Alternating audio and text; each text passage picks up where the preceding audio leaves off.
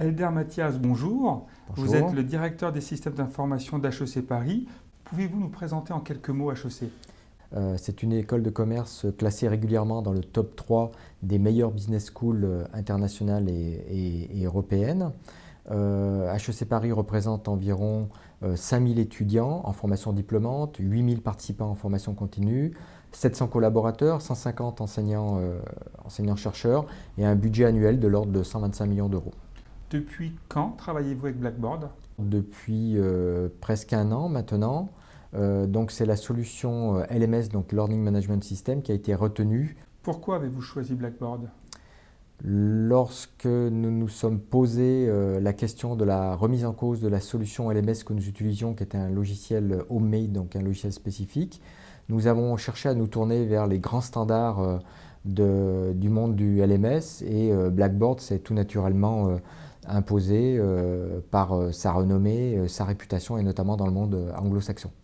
Comment s'est déroulé le processus de choix?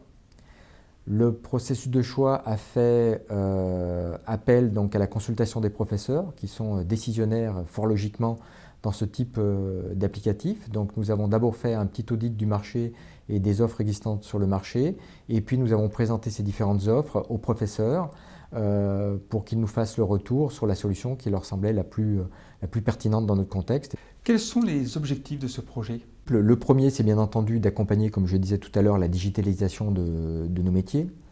Le deuxième, c'est de s'appuyer sur une plateforme connue et reconnue du monde des LMS. D'accord ?